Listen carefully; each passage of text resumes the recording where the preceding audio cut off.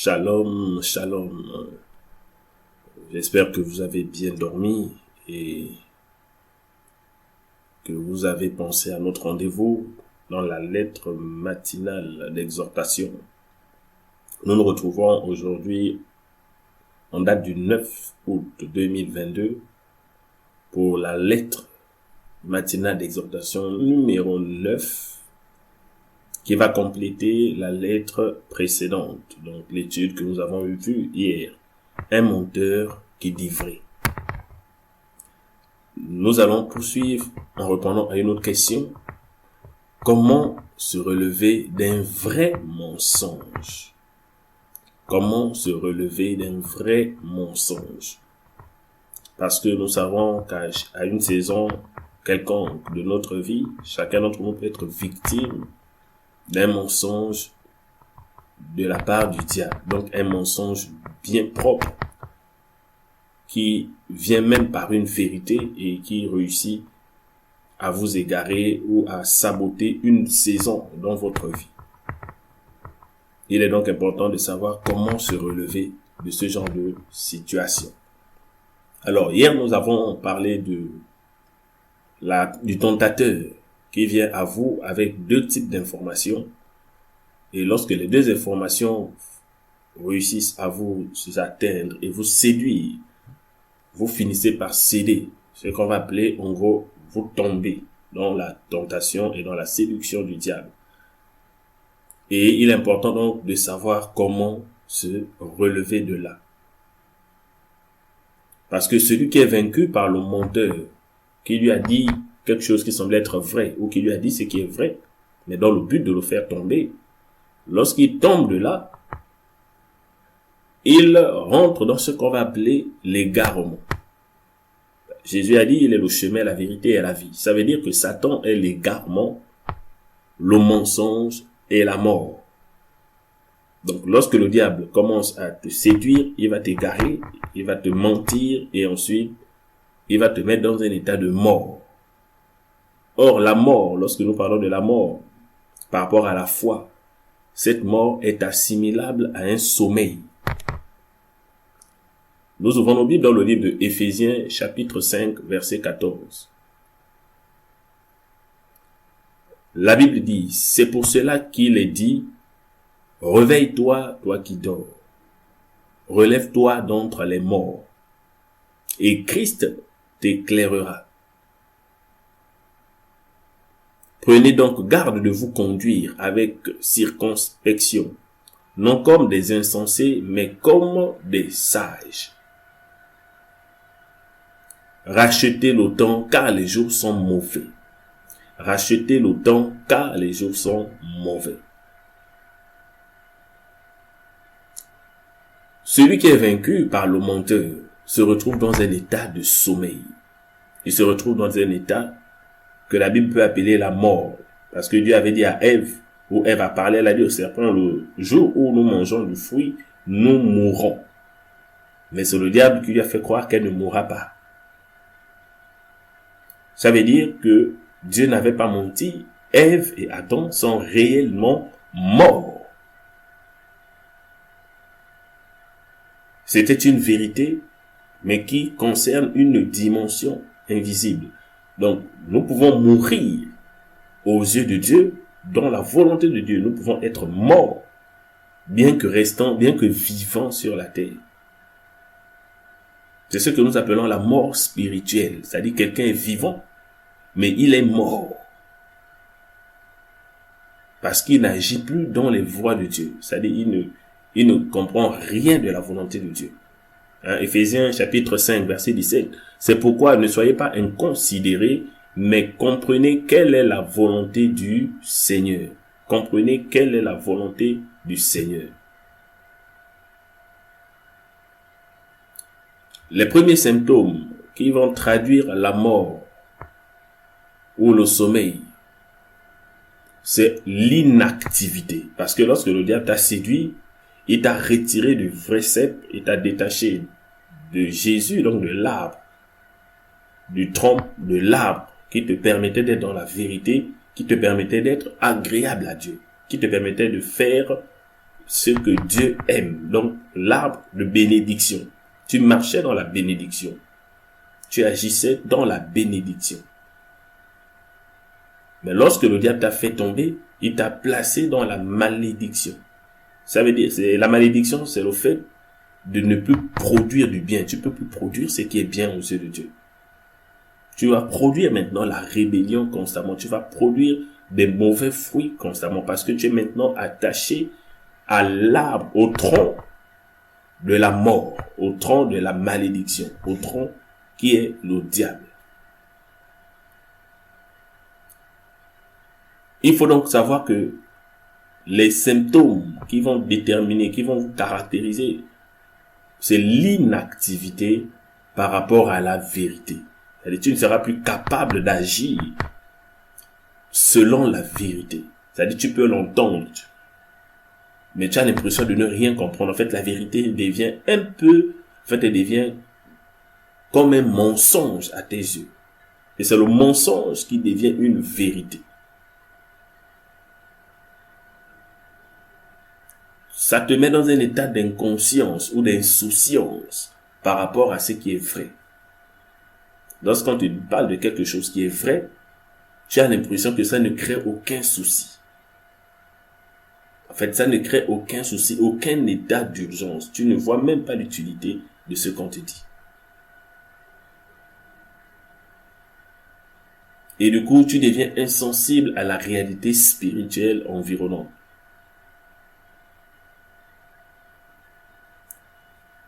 Et en général, lorsque quelqu'un est dans le sommeil, vous avez tous l'image de quelqu'un qui dort. En réalité, il n'entend vraiment plus rien. Il ne voit vraiment rien. Il ne sent plus rien. En fait, il ne réagit plus que par des instincts. Il n'a aucune compréhension de ce qui se passe autour de lui.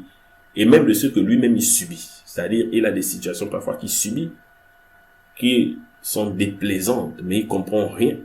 Ni comment s'en débarrasser, ni comment c'est arrivé. Or, il est dangereux pour un homme de ne rien comprendre sur ce qui lui arrive à lui-même. Ni comment cela a commencé, ni comment en sortir.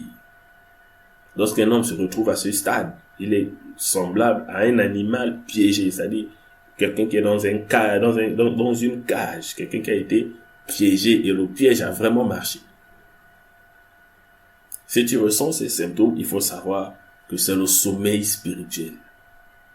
C'est ça l'image de la mort dont Dieu a parlé à Ève. Et si tu es mort, et si tu es conscient de ces symptômes, il ne faut pas tarder. Fais ce que le livre d'Éphésiens te dit de faire. Réveille-toi, toi qui dors. Relève-toi d'entre les morts. Parce que le sommeil et la mort ici sont la même chose. Celui qui est dans le sommeil n'éprouve plus de besoin, en réalité n'éprouve plus de besoin de manière consciente. Vous imaginez un chrétien qui n'éprouve plus le besoin de prier. Tu n'éprouves plus le besoin de méditer la parole, de lire la parole de Dieu. Tu n'éprouves plus le besoin de communier avec des frères, donc de te lever, d'aller même à l'église. En fait, même le besoin, tu n'éprouves même pas. Le besoin même de jeûner, tu ne l'éprouves plus. Le besoin d'opérer selon la justice de Dieu, il a même disparu. Il va disparaître. Partout où il y a des coups fourrés, c'est-à-dire là où il y a des choses sombres, des choses floues, là où il y a des magouilles, tu te sens à l'aise dedans. Le besoin de la justice de Dieu a disparu. Il va disparaître complètement.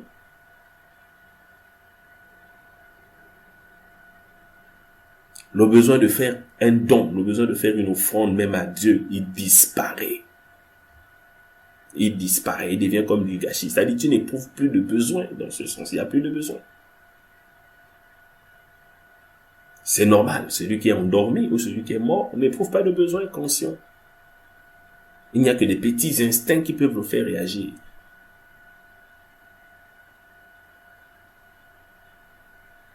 En général, même lorsqu'il bouge de manière inconsciente. Quand quelqu'un dort, il peut se retrouver à bouger, tourner, mais il ne bouge pas parce que l'Esprit de Dieu le conduit. Il ne bouge pas parce qu'il est même conscient.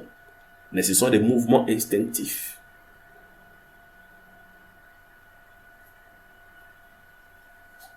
Si ces symptômes, tu les reconnais quelque part, il faut savoir que c'est l'état de sommeil. Et il faut fuir de là le plus vite possible. Il faut se relever d'entre les morts. Tu ne peux pas être éclairé par le Seigneur. Tu peux prier, demander à Dieu de venir à ton aide, mais Dieu ne peut pas réagir. Il ne peut pas t'éclairer si tu es endormi. Parce que même s'il y a la lumière, celui qui dort a les yeux fermés, il ne voit rien. Il faut accepter d'abord de se réveiller, de se relever d'entre les morts. Il faut se détacher du faux cep auquel tu t'étais attaché. Parce que c'est lui qui t'a arraché. Il t'a retiré du vrai cep auquel tu étais connecté lorsqu'il est venu à toi avec un faux ou avec une vérité, une fausse vérité.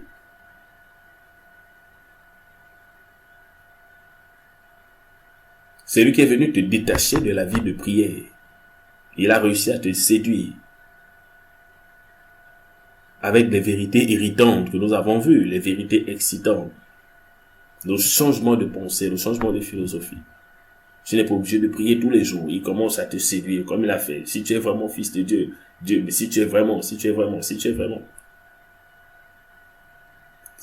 un chef, tu n'as pas besoin de faire ça. Tu n'as pas besoin de partager. Tu n'as pas besoin il t'a changé tes philosophies. Il a transformé la bénédiction, le bien autour de toi. Il t'a arraché la sémence du bien qui était en toi, comme il a fait avec Ève. Et il a planté la sémence du mal, qu'on appelle la malédiction. La sémence du bien s'appelle la bénédiction. C'est des mots simples. La sémence du bien, c'est la bénédiction. La sémence du mal, c'est la malédiction. Or, le bien, ici, il ne faut pas confondre le bien avec autre chose. Le bien, c'est la nature de Dieu qui s'exprime en toi.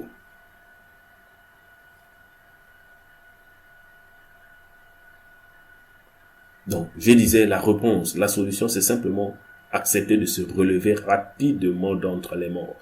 Dès lors que tu es conscient de ça, tu peux rentrer dans le réveil. Parce que celui qui est endormi a besoin de se réveiller. Le réveil, c'est le passage de l'état de sommeil à un état de veille. Donc, tu quittes l'état de sommeil et tu acceptes de rentrer dans un état de veille.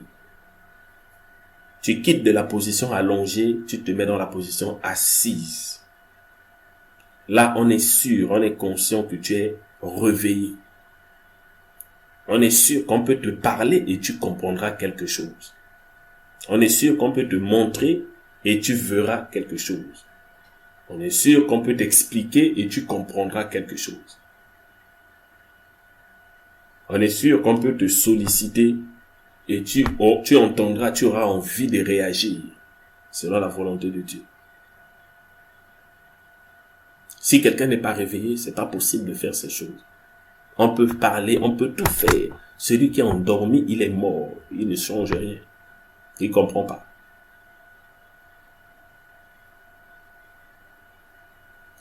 Celui qui rentre dans le réveil, à partir de ce moment, les sens vont s'activer. Donc, il est capable d'entendre, de voir, de sentir.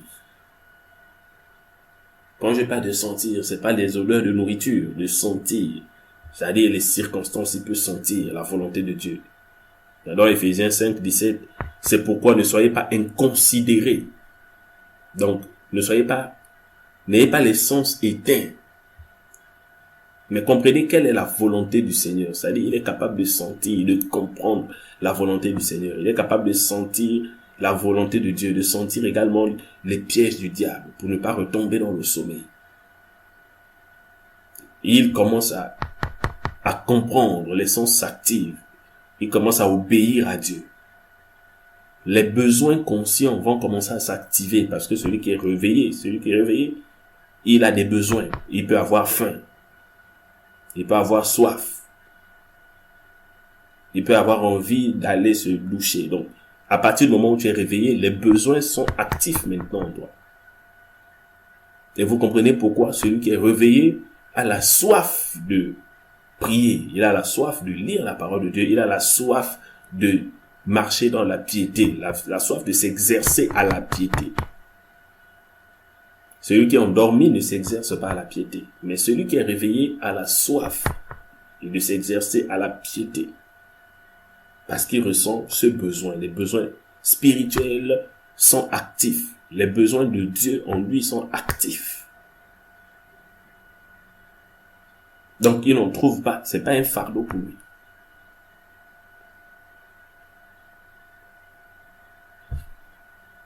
Il a l'envie de prier. Il a l'envie d'exhorter. Il a l'envie de louer le Seigneur. Il a envie d'apporter et d'offrir quelque chose à Dieu. C'est des besoins qui vont s'activer en lui. Parce que c'est la nature de l'homme d'adorer Dieu. C'est la nature de l'homme de parler à Dieu, de rendre compte à Dieu, de demander à Dieu, de poser des questions à Dieu, de recevoir des instructions de Dieu. C'est ça la nature de l'homme. Dieu nous a créés ainsi. Si on ne peut pas recevoir ces choses de Dieu, alors c'est que le diable va nous tromper en nous donnant un autre type, c'est-à-dire il va satisfaire à nos besoins avec la fausseté qu'il a en lui. C'est ce qu'il va nous mettre en nous pour essayer de nous satisfaire. Mais il ne parvient jamais à satisfaire un homme. Le diable n'a jamais réussi à satisfaire un homme. Il le sature de fausseté pour essayer de jouer le rôle de Dieu. Mais l'homme lui-même sent que ça ne va pas, c'est pas bon. Voilà pourquoi à un moment il est obligé de passer maintenant par la menace et la captivité. Parce qu'il ne peut pas nous donner ce qu'il n'a pas. Il ne peut pas. Il ne peut pas te donner ce qu'il n'a pas. Il y a des réponses, il y a des choses, il y a ta nature, il y a des besoins dans ta nature que seul Dieu peut combler.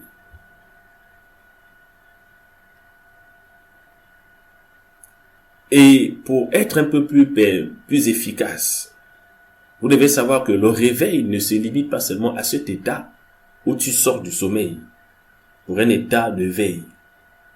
Quelqu'un peut être réveillé, mais ne pas être forcément en éveil. Être éveillé, être réveillé et être éveillé, c'est deux choses différentes. Donc, lorsque tu veux te relever d'un vrai mensonge, il faut d'abord te réveiller, comme nous venons de voir. Et après ton réveil, il faut rentrer dans l'éveil spirituel. Il faut t'élever à une autre dimension pour que le diable ne vienne plus te tenter. Parce que celui qui est assis peut être facilement tenté de s'allonger encore. Quand quelqu'un est assis, on vient lui proposer tout, parce que lui-même n'a rien à proposer. C'est pour ça que l'éveil est important. L'éveil, c'est le fait d'être tiré de l'engourdissement. Parce que lorsque vous sortez du sommeil, ou lorsque vous êtes réveillé, parfois vous êtes épuisé, c'est ce qu'on appelle l'engourdissement. Quand vous avez beaucoup travaillé, parfois vous êtes épuisé, vous êtes engourdi. C'est-à-dire la mobilité est réduite. Ta mobilité, les mouvements sont réduits. Même la sensibilité parfois est réduite. C'est ça le signe d'épuisement. Donc quelqu'un peut être réveillé mais épuisé. Or, celui qui est réveillé et épuisé a toutes les chances de se rallonger.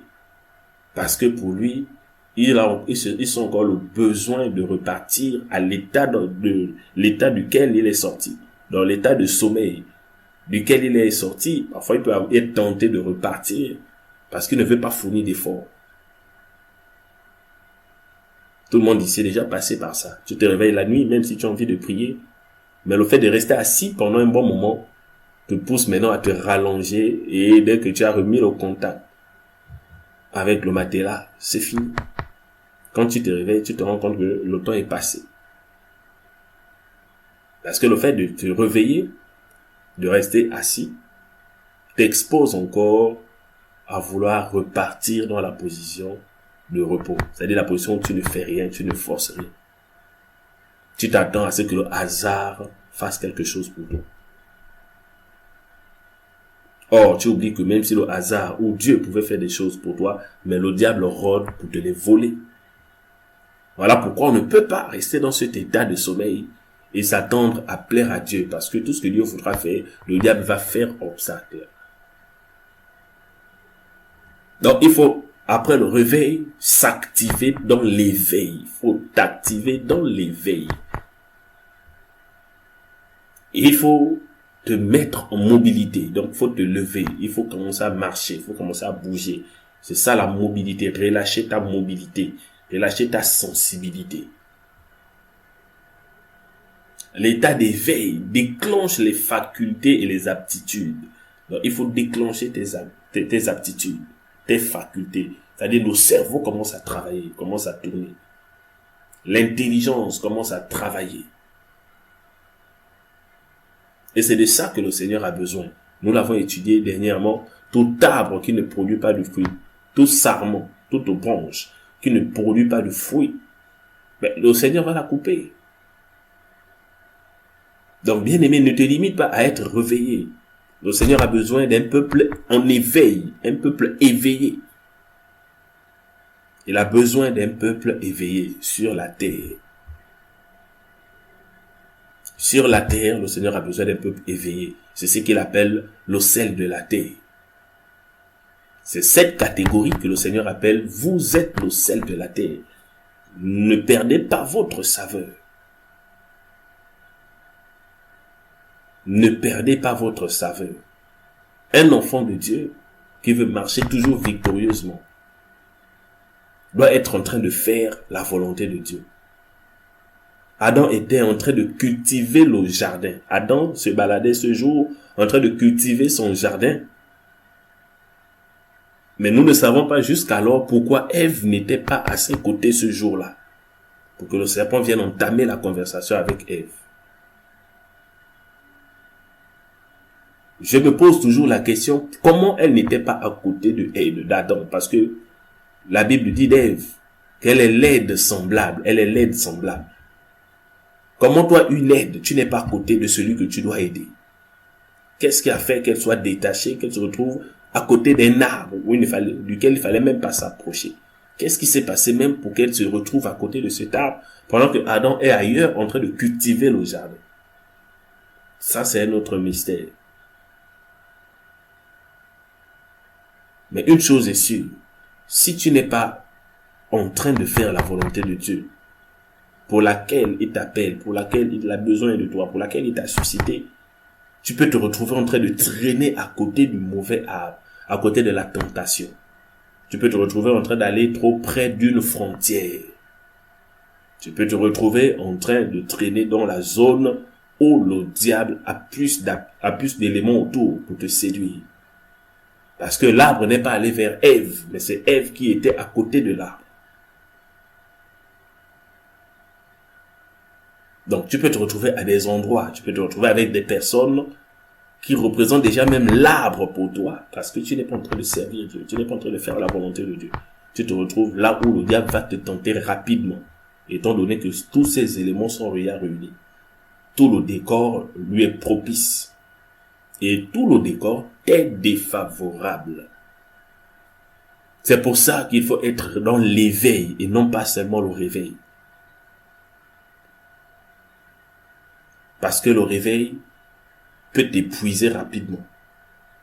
Tu peux ressentir l'épuisement, l'engourdissement et retomber dans le sommeil. Et ne même pas produire de fruits, ne pas porter de fruits, parce que celui qui est assis, il porte difficilement de fruits. Il faut être debout.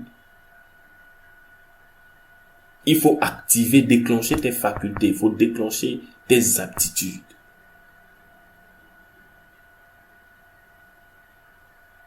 Donc, sois éclairé.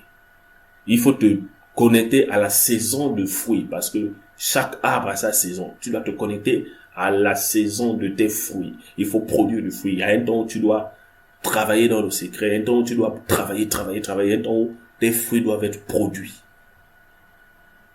C'est ce qu'on appelle le sel de la terre.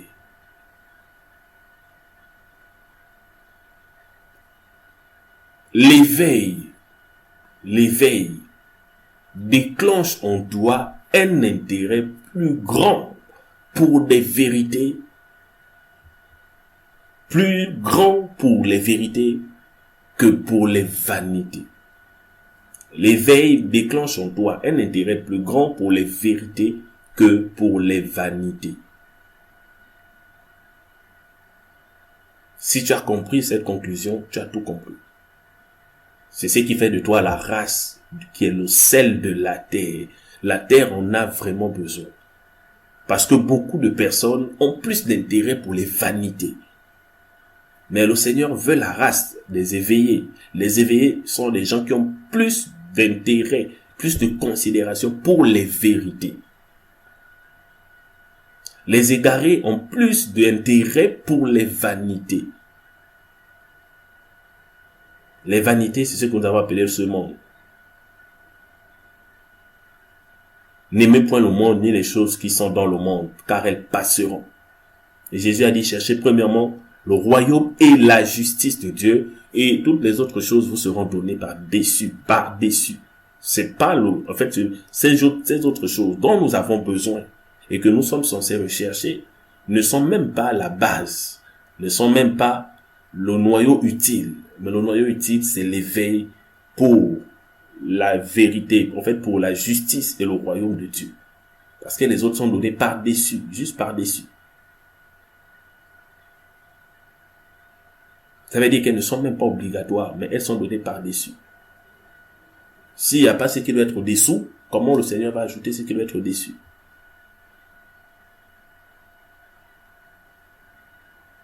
La terre a besoin d'hommes et de femmes qui ont plus d'intérêt pour les vérités de Dieu, la justice de Dieu, plus que pour les vanités. Parce que ceux qui ont beaucoup d'intérêt pour les vanités font partie de la race qui est déjà endormie, la race qui est morte. Jésus a dit, laisse les morts enterrer leurs morts. Donc, ceux qui ont plus d'intérêt pour les vanités, pour les coutumes, pour leurs programmes, leurs activités humaines, leurs plaisirs humains, beaucoup plus que pour la justice et le royaume de Dieu, font partie des morts. Ce sont eux qui contaminent la terre, la race humaine, parce qu'ils sont prêts à tout faire juste pour des vanités. Juste pour des vanités. Tout est vanité. Tout est vanité. C'est-à-dire toutes les choses que tu n'emmèneras pas avec toi après ta mort font partie de la liste qu'on appelle les vanités. Toutes les autres choses, c'est-à-dire toutes les choses qui ne peuvent pas rentrer dans la tombe et t'accompagner au ciel, s'appellent vanité. Et si tu sacrifies les vérités pour ces vanités, tu fais partie de la race qui sert le diable sur la terre. Oui, tu fais partie de la race qui détruit la terre, qui rend les choses plus difficiles, parce qu'elles sont déjà difficiles. Dieu a dit à Adam, c'est à la sueur de ton front que tu marches, tu mangeras. C'est déjà que c'est difficile de manger, si on n'a pas travaillé. Mais si en plus de ça, le diable le décor est déjà gâté, la terre est déjà maudite pour ça. Si les hommes ajoutent à une malédiction, une deuxième malédiction, comment allons-nous nous en sortir? Quelqu'un ne peut pas manger la part de 3 personnes. C'est-à-dire, tu as l'argent de 3 personnes. Tu manges les 3 parts. Si tu as mangé les 3 parts, les 2 autres mangent quoi?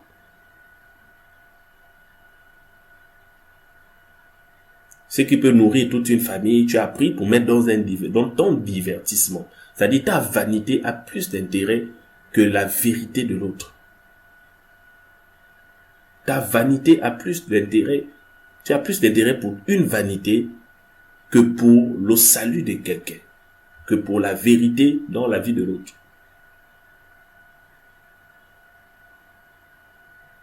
Alors que tu sais très bien que ce n'était pas ta nature, c'est la nature que le diable est venu te greffer, parce qu'il t'a détaché du vrai cep, et il est venu t'attacher sur lui par ses mensonges, te faisant croire que tu seras beaucoup plus respectable si tu t'enrichissais un peu plus vite, au détriment du royaume, au détriment de la justice de Dieu. N'oubliez pas ce que nous avons vu hier, quand le diable est venu te séduire. Il utilise toujours une vérité irritante. Si tu es vraiment belle, pour une femme, si tu es vraiment belle, il va s'amuser avec ta beauté. Il va te donner ce qu'il faut faire pour prouver vraiment que tu es belle. Et tu vas commencer à vivre selon ce mensonge. Tu feras des actions, tu feras des choses, ton comportement va être influencé. Parce que tu as envie de te convaincre que tu es vraiment belle. Alors que si Dieu t'a créé belle, tu es vraiment belle. Tu n'as pas besoin de le prouver ou de le démontrer. Tu n'as pas besoin d'avoir tous les ornements les plus chers au monde pour convaincre vraiment que tu es belle. Et après avoir fait tout ça, tu remarqueras même que ça ne produit même pas le résultat que tu attendais. Et ça va te rendre plus aigri. Ça va te rendre plus aigri.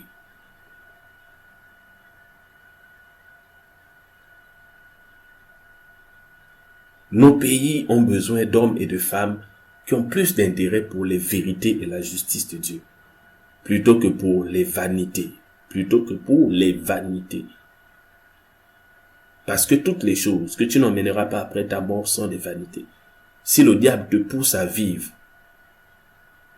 au rythme des vanités, sache que il te pousse simplement à être loin de la volonté de Dieu, parce qu'il connaît que Dieu a un plan plus excellent pour toi. Il sait que si tu marches avec Dieu, tu seras heureux. Alors, il va te pousser à marcher avec lui pour ne jamais être vraiment satisfait.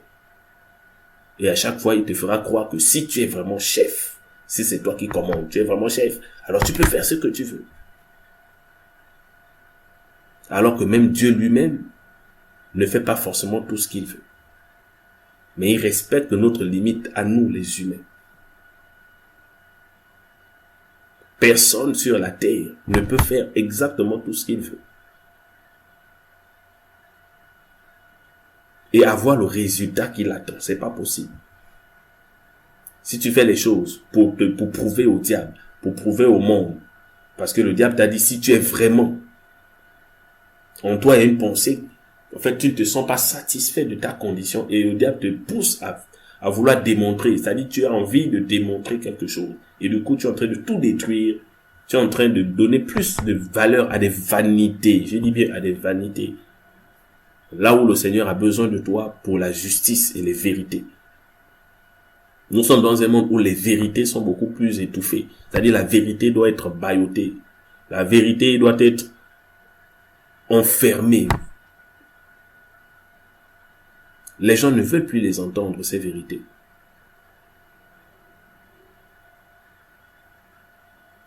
Bien-aimé, détache-toi de ce faux cep. Tant que tu n'es pas mort, tu dois être conscient que les vanités t'égarent. Les vanités vont t'égarer. Seule la justice et le royaume de Dieu vont te libérer et te rendre vraiment heureux. Donc, si tu tiens vraiment à te relever du mensonge dans lequel le diable t'avait fait plonger, qui semblait être vrai. Tu t'es battu pour vivre dedans, pensant que ça allait te rendre heureux, mais ça ne marche toujours pas. Ça ne marche toujours pas. Tu as tout ce qu'il faut. Tu as joué avec tout ce qu'il fallait. Tu as détruit, tu as écrasé toutes les personnes qu'il fallait, juste parce que tu avais besoin de vérifier si ce mensonge était vrai, si cette vérité était suffisante pour te rendre heureux, mais ça ne marche toujours pas. C'est normal, c'est parce que c'est le faux cep, c'est le faux tronc qui est venu t'arracher de la bonne manière de vivre que tu avais pour t'attacher à lui afin de te détruire. Et il t'utilisera certainement pour détruire d'autres personnes. Ne lui donne jamais ce plaisir. Quand le diable veut t'utiliser pour détruire d'autres personnes, il faut savoir que c'est pas toi qui gagne, c'est lui qui gagne. Ce n'est jamais toi qui gagne, c'est celui qui te conduit qui gagne. C'est ton entraîneur, c'est celui qui t'entraîne, c'est celui qui t'a donné sa pensée qui gagne. Parce que, logiquement, le diable est notre adversaire à tous. Si tous les humains pouvaient s'unir contre le diable, on aurait résolu tous les problèmes sur la terre. Je dis bien, si tous les humains, souvenez-vous du numéro que nous avons eu, à qui la faute? À qui la faute? Allez écouter cet enseignement. Si tous les hommes sur la terre pouvaient s'unir contre le diable, c'est-à-dire on prend l'accusé lui-même, on le met au centre, et on le lapide tous, vous verrez que tout le monde peut être heureux. Mais comme le diable ne veut pas voir ça arriver, il séduit une bonne partie à qui il promet le règne sur la terre, il promet tous les avantages comme il a fait avec Jésus, mais il n'arrive jamais à combler leur âme. Et il les utilise en général pour combattre d'autres hommes. Un combat dans lequel deux espèces de la même nature se font face. C'est un combat qui n'a pas de gagnant. Il n'a pas de perdant. Parce que c'est votre race qui perd. La vraie question, c'est qui organise le combat entre vous?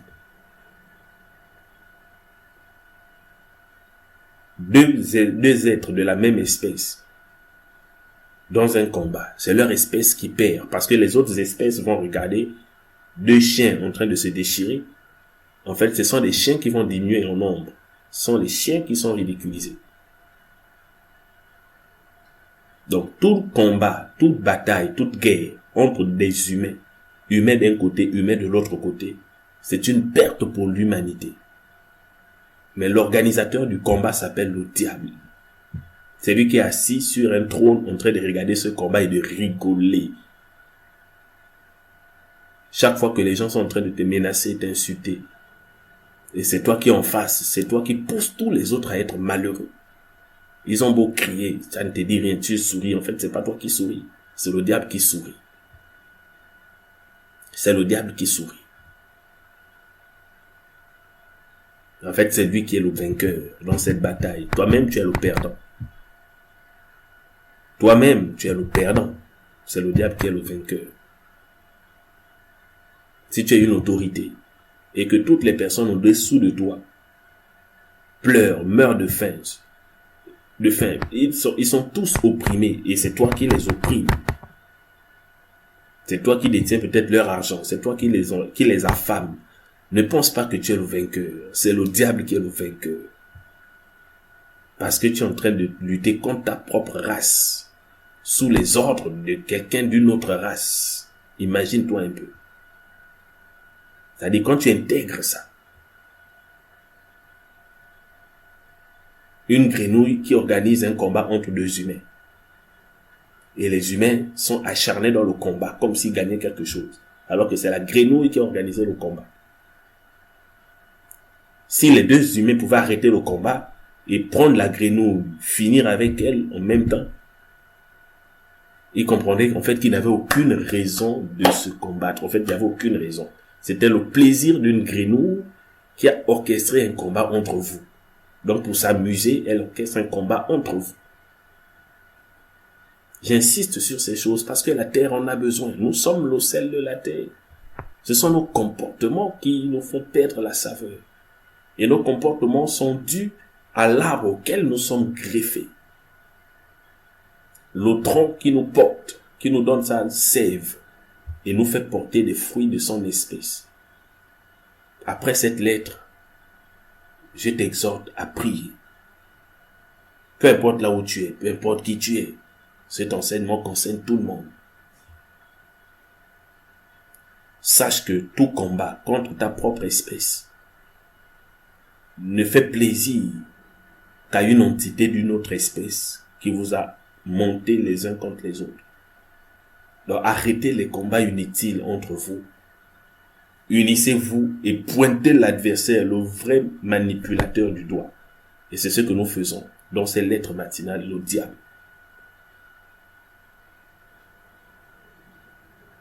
Alors tu vas prier simplement pour dire, Seigneur, relève-moi de là où je suis tombé. Tu peux te souvenir toi-même de là où tu es tombé. L'élément excitant qui t'avait poussé à tomber. L'élément excitant que le diable avait utilisé pour t'égarer. Parle à Dieu de cela. Seigneur, c'est à cause de l'orgueil que j'étais tombé. Seigneur, je n'avais pas apprécié telle chose. On m'a parlé comme ça. Et le diable m'a proposé de réagir comme ça pour montrer que je vaux quelque chose. Et tu l'as fait. Il faut demander pardon à Dieu. Et le deuxième axe de prière, c'est demander au Seigneur de te mettre en état d'éveil, pas de réveil seulement, d'éveil. Qui te donne la compréhension de tout. Qui te donne la compréhension, la mobilité, la sensibilité. Tout doit être relâché complètement. Et là, le troisième axe de prière, c'est de parler à Dieu de sorte qu'il que le diable ne réussisse plus jamais à t'égarer. Que la vanité, à tes yeux, n'ait pas plus d'intérêt, plus de valeur que les vérités, que la vérité, la justice de Dieu. Il faut que la vanité diminue et que la vérité monte. La vanité diminue, la justice de Dieu monte.